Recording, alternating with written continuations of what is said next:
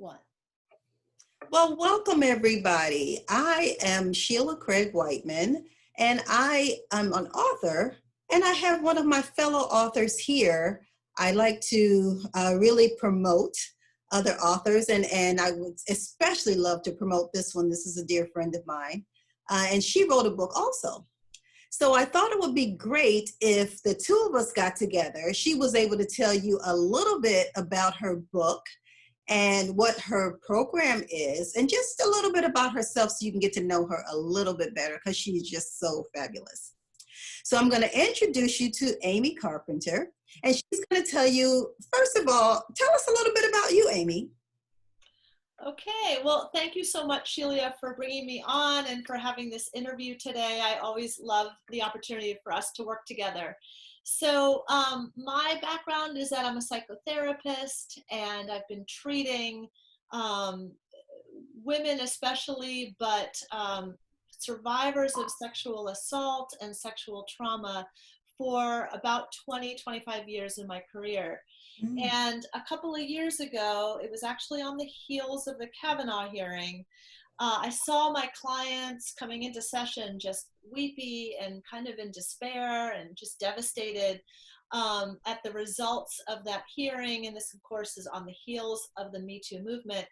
And I just started to realize the need to write about this issue and bring forward some understanding of what it is to talk about sexual safety, to understand it differently. So that's pretty much been my mission since 2019, and I wrote a book about it, and now I'm offering a safety ed program to teens and young adults and caring adults who want to teach the program to the young people in their life. Excellent. So you did kind of answer this question, but just tell me a little bit more about why you felt it was time for you to write this book. Well, it's an interesting story, and I feel like there was a lot of kind of serendipitous signs along the way. And I think you and I have talked about this. There's always kind of messages that you're getting when you're in the writing process. But after the Kavanaugh hearing, I started working on an article that talked about the effects of sexual trauma on the developing psyche, because all of the clients that I work with, well, most of them for sure, were assaulted in young adulthood. And 50% of victims are between the ages of 18 and 34. So, and of course, college freshmen are more vulnerable than college seniors. So there began to be kind of this urgency to write about, the effects of sexual assault. In the midst of writing this article, somebody really close to me was assaulted while working at a church soup kitchen. And without getting into too many details of that event, there were 50 people at least in that church. There were supervisors, teachers, a priest. There were all kinds of people present, and yet the offender still gained access to this person and lured them out into a hallway, and they were assaulted. That event rocked me in a way that I hadn't yet experienced, because I had always approached the subject of treating sexual trauma as a clinician. And here was somebody that was really close to me in my own life that had been hurt by this. So my reaction was very emotional, and it was very devastating. But I started to look at the issue differently, and I began to do some research, and I kind of tabled the article I was working on, and I began to do some research on what is available as far as prevention, specifically for teenagers and young adults. And I have to say, Shelia, I was not able to find a whole lot. I found some bullet points that police departments put out. I found, some strategies and some tips that school health departments put together, but nothing that was really comprehensive and spoke directly to young people where they're at. So I began to redirect my energy and just felt as though, I kind of had this calling, is what it felt like, to, figure out what I could offer from my years as a clinician, from my experience being a survivor myself, being a parent, what I could offer through my own personal experience and framework that would help keep young people safe. Mhm. And long story short, of course, the book came of it, and what I believe to be a really comprehensive, conversational, down to earth program that is suitable for any young adult or teen, regardless of their life experience, location, geography, maturity level. It speaks to young adults of all kinds. So it's a really exciting opportunity going forward from here. Mhm. It is, and it's such an important subject. I you may or may not know what Amy does, but you, the audience, may or may not know, but I'm a pelvic health physical therapist. And what that means is that we do a lot of work with women uh, for various pelvic area problems.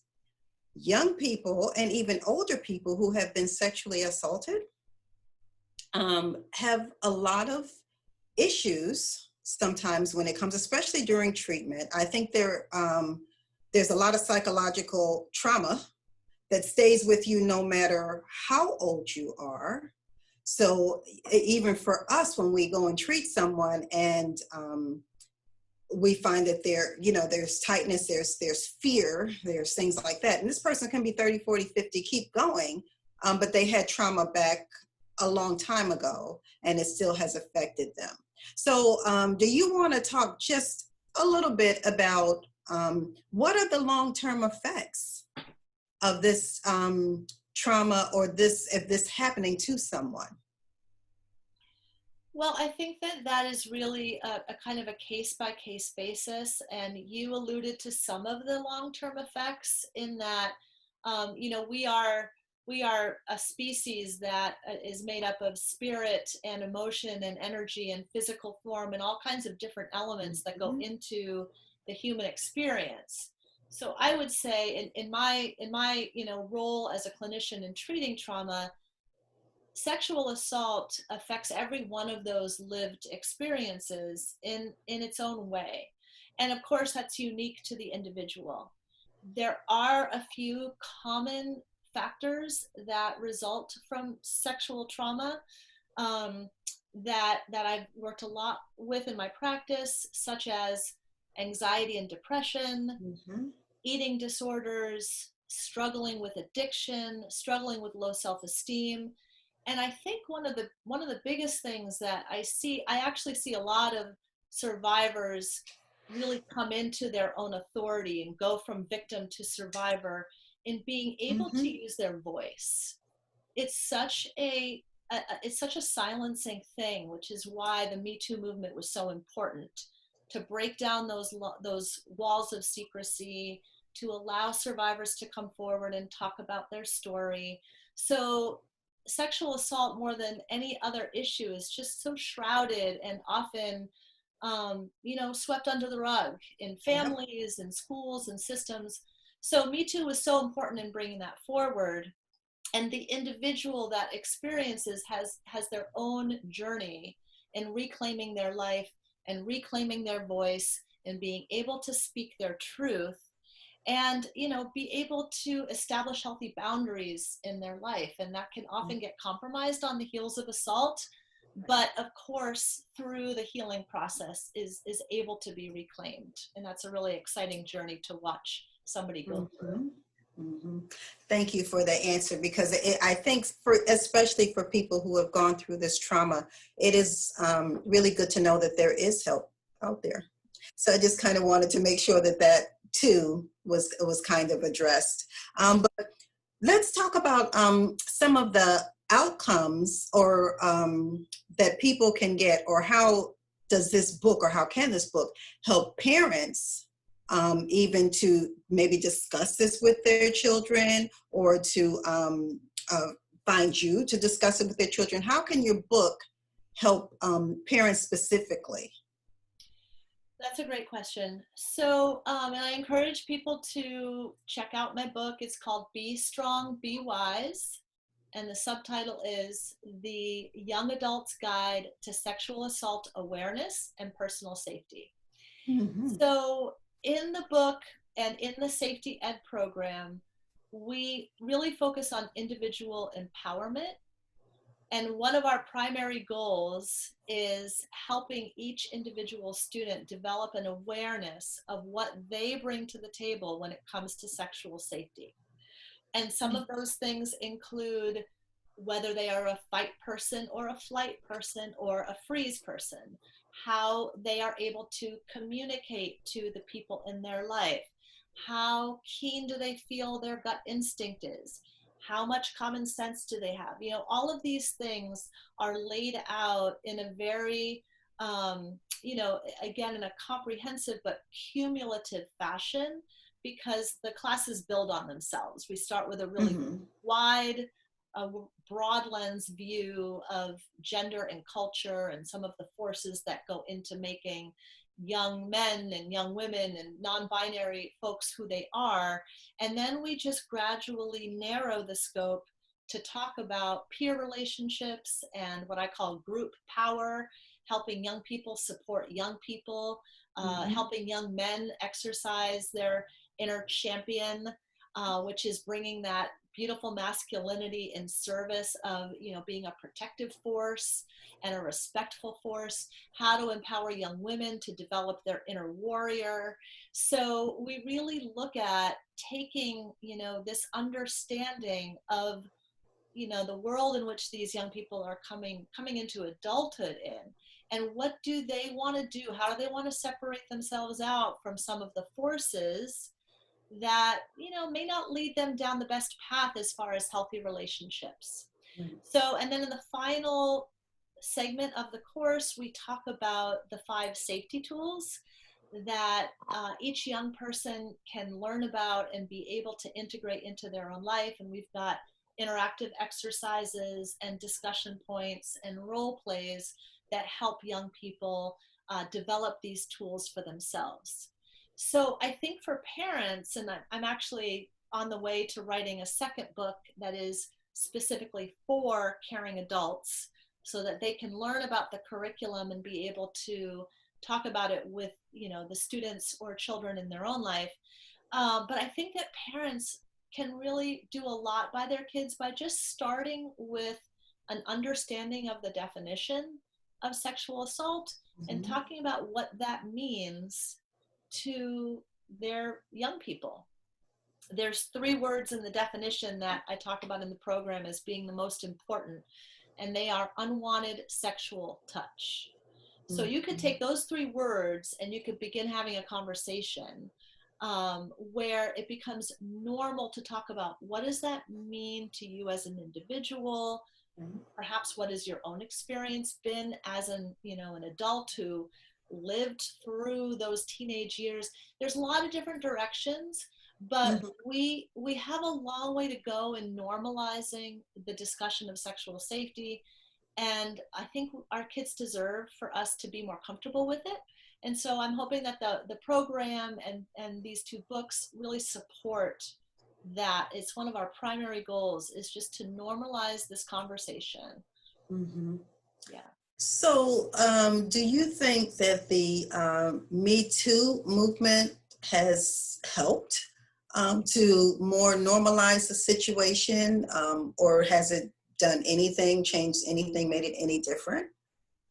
Oh, I think Me Too has changed everything. You know, it's interesting because I hear people say, well, you know, there's Me Too is, that was like 2 years ago.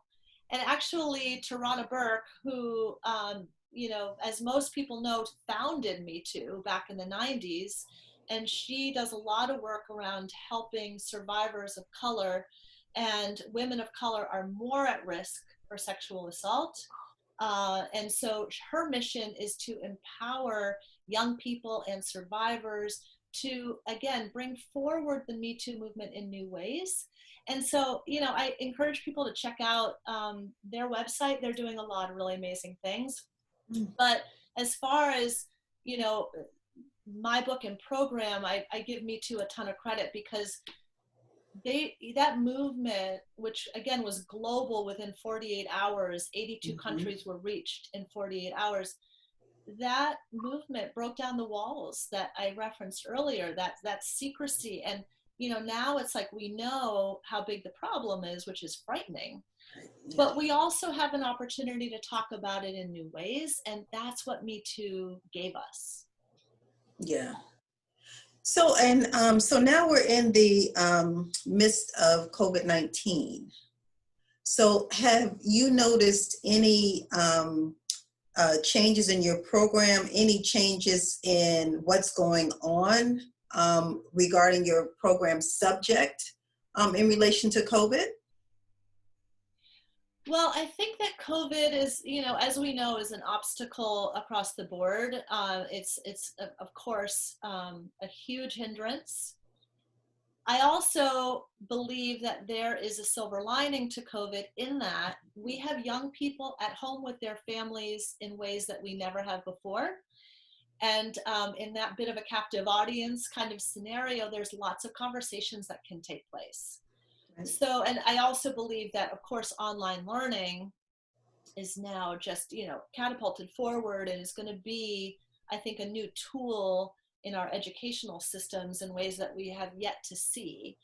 But it also provides the opportunity to, again, kind of normalize the language of sexual safety, allow families to have really constructive conversations at home while their young people are trying to do online school or are at home from college or whatever the scenario.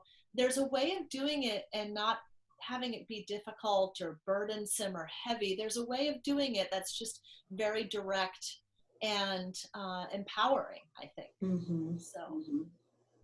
So tell me a little bit. I know I asked about your program in relation to parents, but what is your main target audience for this book? Because you indicated that you were getting ready to write your second book that would more focus on parents and what they can do or how they can approach the subject. So let's talk about then your first book. Who or whom are the audiences then for this book? Who are you trying to reach for your program? yeah. So my first book is written directly to and for young people. So it's short. It's only 80 pages or so, and it's very direct, but extremely comprehensive. So we've got lots of stats in it and research. We pulled from some articles and put some articles in there. I make sure to have some discussion points at the end of every chapter. And we look at every angle possible, including how to respond to sexual assault, that young people need in order to get all the information they can get. So I tried to write it in a way that, again, was informative rather than heavy or intense. And even though we talk about data and statistics, which I actually think young people these days really like to know that there's like science behind everything. So we have all of the information presented is backed up by science and statistics. But very, like, it's just kind of dabbled throughout the book to support the discussion points. So the book is for young people, but is also a tool for implementing the program. So in the schools that I've taught thus far, I've done several high schools and I've taught at a college recently. All of the instructors that worked, for example, at the college that were then going to give the information to their students, they all had that book as a resource. So the second book is just going to be a little bit more directly for them, and the young adults will have their own book, which again is completely in line with the program. So I hope that answers your question. Sort of. I do have a follow-up question about that, just for my clarity. So your program, your current program now is geared towards schools, is that correct? And then, but the book has information for younger people, but you have your actual program that is for schools to be able to give the information to the students? Okay, so I'll explain. That's a great question. Yes, please. Yeah, I think I was kind of jumbled, and then you helped me realize, okay, I can get this clear. So there's the book and the safety ed program are kind of one and the same. They work together. The book Okay. is written directly to young adults, and the safety education program it takes the principles from the book and the framework from the book, and it just brings it into real time through group discussion and activities and lecture and all of that, Q&A afterwards and all of that. So the book and the program really go together. And the Okay. reason why it's so important to have the program is because, as we know, young adults don't always read, and young adults don't always integrate, and I would say none of us do. None of us really integrate material we read about in a book unless we have a format through which we can do that, unless we have, discussion opportunities, exercise, personal reflection. Mhm. In every one of my classes, I have the students do stream of consciousness writing, which has been incredibly effective at getting them to apply the principles to their own life. Um, so the program's crucial.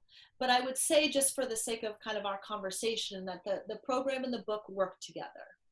Okay. The second book is for adults, so teachers, counselors, youth workers, coaches, and parents who want to be able to understand the curriculum from their perspective as a caring adult.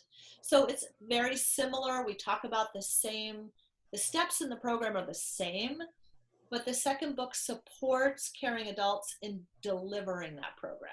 So you have to Okay. add, you've got to talk about parenting styles, and you've got to talk about stuff that young people don't care about, but Mhm. adults really would love to learn about. So the second book is going to give a lot of information for them. Okay. Thanks for Does clarifying that make that. sense? Okay. Okay. It does. It does. Thank you. So, what are some of the factors that are affecting sexual education currently? So, what uh, positive or negative? Okay, that's a great question, and I could probably talk about that for the whole rest of our interview. But we have several sociocultural factors that are alive and well, unfortunately, and sexism is the number one issue that I think gets in the way of sexual safety. 90% of victims are female, and we have known about this issue, sexual assault and sexual trauma, since the dawn of the species, and Right. yet we have done so little to really address it. And so one of the reasons why I feel so called to this, I don't know, responsibility is what it feels like, is Mhm. because I really think that sexual assault is one of the biggest gender equality issues of our time. And it's also, of course, as everything is in our world, it's affected by racism, because people of color are disproportionately sexually assaulted. Right. So, we've got all of these ills that we're so aware of in our world right now. And, I think there's people that are working really hard to do something about it. But um, we are afraid of having the conversation. I think that that's one of the biggest obstacles to bringing this material forward, is that it's difficult to talk about. It brings up fear. Right. I say we, meaning parents of our, current generation of young people, have primarily parented in kind of a child-centered way. In other words, we really want our kids to be comfortable and happy all the time. That's Mhm. kind of the current parenting paradigm. And I was the same way with my daughter. I just think it is the way of things. Unfortunately, that creates a block to having hard conversations, because we don't want our kids to be uncomfortable, and this is scary stuff to talk about. So I really think that informs how we have the conversation. And another issue that is super important, and comes into play in almost every case that I've seen anyway, is victim blaming and Mhm. and shame. So one of the goals in the Be Strong, Be Wise program is to create a language for sexual safety that lowers risk and increases personal safety, but and informs assault outcomes, but does not determine it. So I've learned to be really careful with my language, because there are people who believe, and rightly so, that in order to eradicate violence against women, we need to focus solely on potential offenders, and we should not be focusing our energy on educating young women, for example, on how to keep themselves safe.